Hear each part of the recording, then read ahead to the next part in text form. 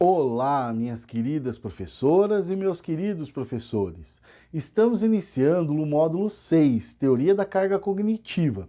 E esse vídeo é a primeira parte de uma trilogia que sintetiza as principais ideias presentes nesse módulo. Nesse vídeo eu irei falar um pouco sobre a aprendizagem, os estilos e as teorias de aprendizagem e principalmente sobre o último, porém não menos importante, pressuposto em que se baseia essa qualificação para o ensino de programação, a teoria da carga cognitiva, proposta pelo psicólogo educacional australiano John Sweller em 1988.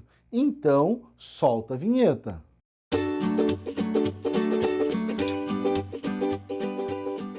Inicialmente, a primeira coisa que eu gostaria de conversar com vocês é sobre o que é a aprendizagem. E aí, professora? E aí, professor? O que é aprendizagem para você? Segundo os dicionários Michaelis, Dício e o Priberam, aprendizagem ou aprendizado é o ato ou efeito de aprender. Ação, processo, efeito ou consequência de aprender.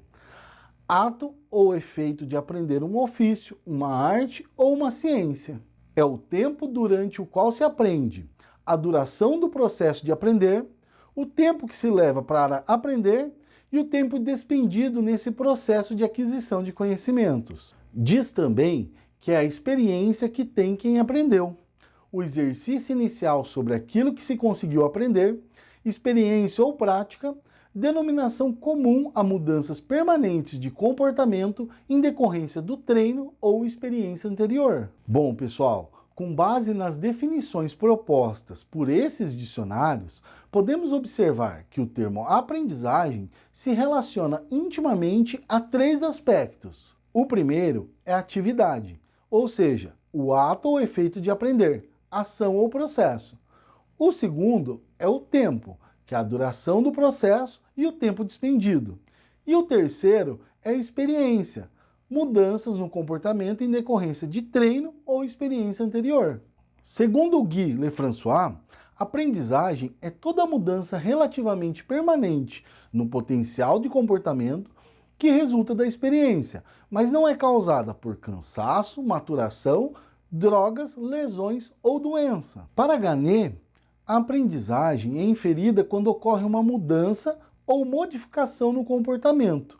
Mudança essa que permanece por períodos relativamente longos durante a vida do indivíduo. Agora vejam, ainda que diferente dessas definições propostas, nós, professores, quando nos referimos à aprendizagem, geralmente associamos, ainda que involuntariamente, as noções de adquirir, tomar, reter, apropriar e assimilar. No entanto, essa associação não corresponde ao sentido de aprendizagem que nós iremos utilizar, pois só é possível adquirir, tomar, reter, pegar, apropriar e assimilar algo ou alguma coisa de alguém, não é mesmo?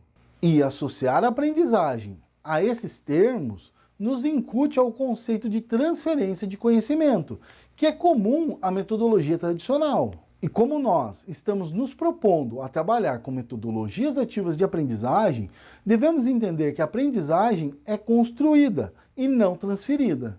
Mas atenção! Isso não significa que no contexto das metodologias ativas de aprendizagem, o estudante deve aprender ou construir seu aprendizado por conta própria ou sozinho. Muito pelo contrário. E por isso, conforme nós discutimos no módulo anterior, cabe a nós, docentes, criarmos, elaborarmos, desenvolvermos, orientarmos e oportunizarmos a esses estudantes situações de aprendizagem, para que eles possam, a partir dessas situações, construírem seus próprios conhecimentos. Jorge La Rosa diz que a aprendizagem se produz nos mais variados contextos, sejam em situações formais ou informais, de forma planejada ou espontânea, sendo diversificada e contínua. E por isso, estamos o tempo todo em situações que nos colocam como aprendizes ao longo da vida. E desse modo, múltiplas aprendizagens vão surgindo e sendo incorporadas àquelas já existentes, permitindo a emergência de novas visões, novos comportamentos, sentimentos e novas ideias. Agora, pessoal, eu gostaria de compartilhar com vocês os seguintes questionamentos. Como determinar que alguém aprendeu alguma coisa? Sendo um pouco mais específico, com relação à nossa qualificação, como determinar que o nosso aluno aprendeu a programar? O que acontece ou se modifica na cabeça desse aluno? O que se modifica em termos comportamentais dele? E quais são as condições necessárias para que os nossos alunos aprendam a programar? Eu não possuo as respostas para esses questionamentos. Eu tenho algumas ideias, palpites, insights e até indicação de alguns caminhos que fazem mais sentido que outros. E os pressupostos em que se baseiam essa qualificação, por um lado, as metodologias ativas de aprendizagem e do outro, a teoria da carga cognitiva, que estamos vendo nesse módulo, são alguns dos caminhos que eu acredito que pode contribuir para responder principalmente quais são as condições necessárias para que os nossos alunos aprendam a programar. Ao longo dos anos ensinando e também agora pesquisando o processo de ensino-aprendizagem de programação de computadores e com base na minha experiência como aluno, eu pude perceber o valor exacerbado que nós, professores,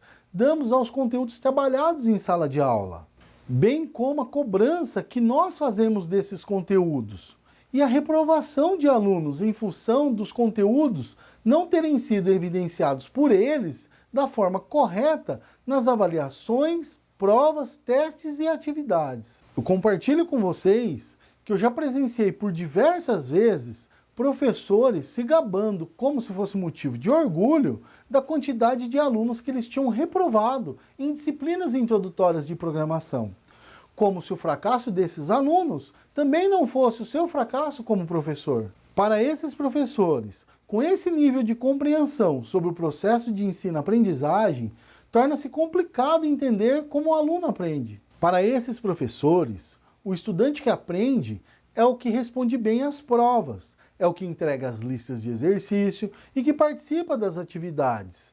Mas o resultado disso é uma aprendizagem mecânica, ou então uma valorização do que o professor espera receber ou ouvir de retorno desse aluno, e não o que o estudante construiu ao longo do processo de aprendizagem. Sem considerar também que o processo de aprendizagem é único para cada um.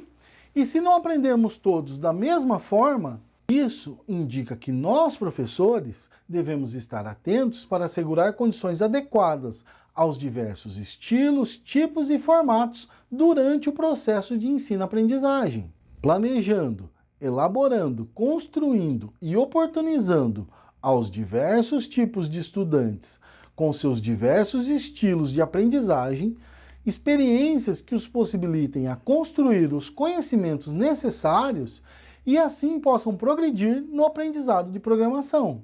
Os estilos de aprendizagem podem ser entendidos como características de comportamentos cognitivos, afetivos e psicológicos que servem como indicadores relativamente estáveis de como os aprendizes percebem, interagem e aprendem. E assim, cada indivíduo possui um estilo de aprendizagem e apresenta características individuais no ato de aprender. E, segundo Felder e Brent, um estilo de aprendizagem não é preferível nem inferior ao outro. Estes são simplesmente diferentes. E por isso, quando nós, professores, levamos em consideração os diferentes estilos de aprendizagem dos estudantes, bem como as suas características, é possível implementar metodologias, técnicas e estratégias de ensino adequadas ao perfil dos estudantes, com o objetivo de melhorar qualitativamente o processo de ensino-aprendizagem, pois as características relacionadas a cada estilo de aprendizagem são acionadas pelo estudante ao longo do processo de aprendizado. Aqui, nessa síntese, eu não entrarei muito nas questões dos estilos de aprendizagem, pois não é o nosso objetivo principal, que é discutir a teoria da carga cognitiva. Mas para isso, se faz necessário, inicialmente, eu apresentar a vocês um pouco sobre as teorias de aprendizagens, assim como as filosofias que tentam explicar o fenômeno da aprendizagem. Por isso, se você já conhece as teorias de aprendizagem, pode pular o próximo vídeo e ir direto ao que interessa, que é a teoria da carga cognitiva.